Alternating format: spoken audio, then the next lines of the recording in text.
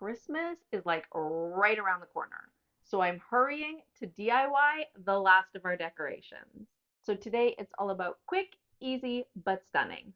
Let's get our DIY on. For this first super simple DIY, I headed over to Canva where I have the pro version and found these images that I easily was able to download with an SVG file and a transparent background that allowed me then to upload it onto my Cricut. And I'll be using this gold glitter heat transfer vinyl from Cricut. I managed to get it on super sale because of their Black Friday special, and I also liked the color gold that it was. It matched the gold that I'll be using this Christmas the best. Every time I find some white pillowcases for sale at IKEA, I buy them up. So I happen to have 5 or 6 of them on hand. Now, 2 of them were this more cotton rougher material that, although was in white, I felt like the other ones would work a little bit better because they were made of this sort of soft velvety type material that I thought would work really well with Christmas. Now, the first step to doing Cricut pillows is to make sure that you get that material nice and smooth. So I went in with my steamer and just gave everything a quick steam. Now, if you've been watching my channel at all, you know that I am terrible at measuring. So one of the easiest ways I've found to find the center of my pillowcases is to fold them in half lengthwise and then again widthwise so that I find the center mark, and then I know at least where the center is so that when I lay my vinyl down, I at least know exactly where it needs to be placed. Then using my Cricut Easy Press, I just held it down for 5 seconds on each spot until the vinyl adhered to the pillowcase. Now, if you're thinking to yourself, but Jenny, I've never done a Cricut Easy Press before or heat transfer vinyl, no big deal. Look down in the description. I'll add a link to my Cricut 101. It will teach you everything you need to know to make these DIYs quickly and easily. Once my vinyl cooled, I just carefully removed the backing. Then I just quickly stuffed in one of the pillows that I already had on hand, one that I got from IKEA years ago. Et voila! I had myself 2 beautiful gold glittery pillows that are going to look fantastic in the den during the Christmas season.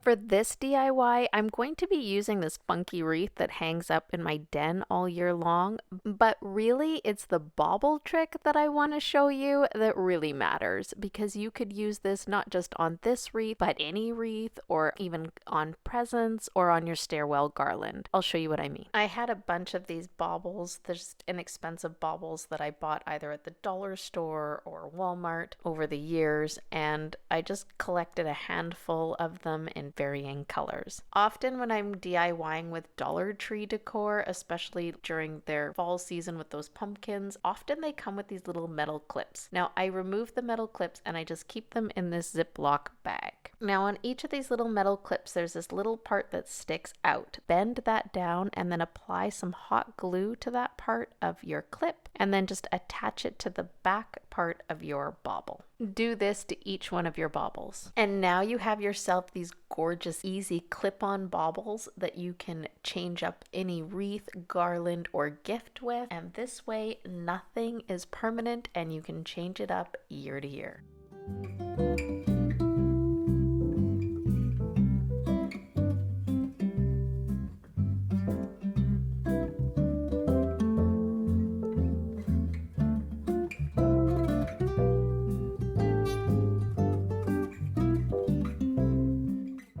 Despite shopping everywhere, I could not find any picks that I felt really fit my theme and color scheme this year. In the fall, I had purchased a bunch of these rose hip looking faux plants that I had planned on making a wreath with, but didn't end up doing. So instead, I removed all the leaves and just kept the berries, and we're going to use this as our pine picks after we make just a couple of little changes. I headed out to the garage, laid them out flat on a big sheet of cardboard and then proceeded to spray paint them with this hammered enamel bare gold paint that I happen to have on hand. Now, truth be told, I don't actually recommend this paint. I bought it for another DIY. I wasn't impressed with the hammered look it gave. I'm using it because it's what I have left over and I want to use what I have. But I would actually recommend the Rust-Oleum Vintage Gold Spray Paint. Plus, I would recommend if you're looking for more of that hammered look, I would also use the Rust-Oleum Hammered Metallic Spray Paints. I just find they just give a better realistic overall look. Then once the one side had a chance to dry, I just flipped everybody over and then gave the other side another coat of that spray paint. Now, because it really didn't have any hammered look at all, I did want to add a little something something. So I had this Rust-Oleum glitter paint that I bought several years ago. I wasn't super impressed when I first bought it, but it did add that right amount of sparkle to these berries. So in the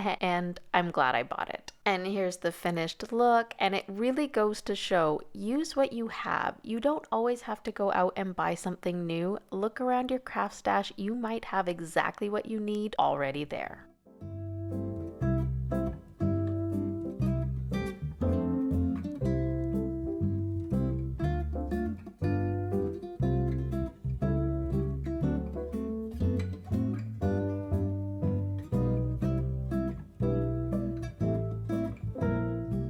Dollar Tree has these cheap plastic tree toppers, and I'm going to show you a quick way to make this look a little bit more high end. We're going to be using some of that folk art antique gold that I've been using on everything this year. We're just going to paint out all of that gold except for the parts that have the round bulbous circles. Make sure you also get the insides of the tree topper and also the sides. You don't want any of that garish gold to be showing. Next, go in with a little bit of white chalk paint and a small paintbrush and just paint out those little round bulbous parts. This is going to make them look like pearls. Now, this tree topper is perfect if you have a smaller Christmas tree, just like the one I like to put on the third floor in the AJP studio because my parents sleep over on Christmas Eve, and that also works as our guest room, and it's nice for them to have a little Christmassy touch.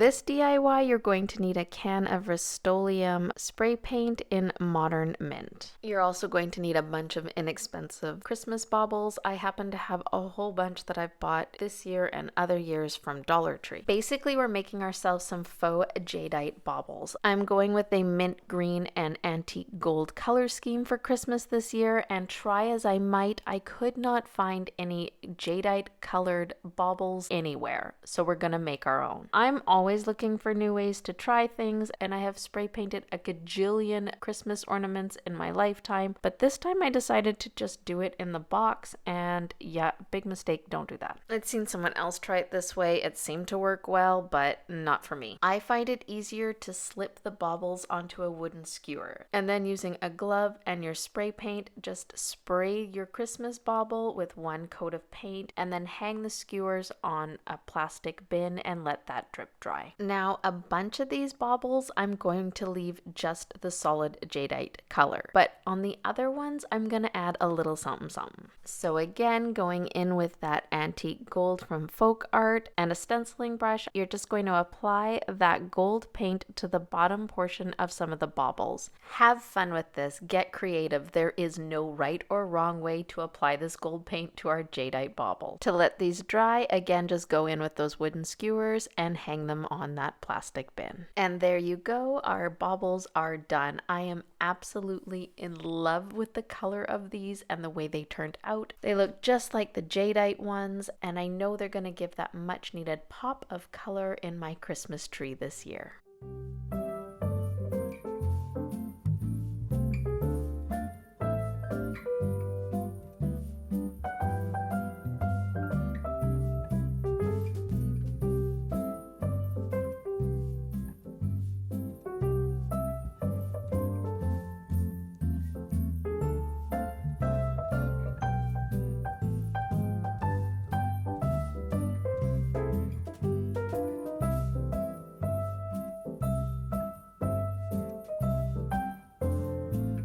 you enjoyed those, make sure you subscribe.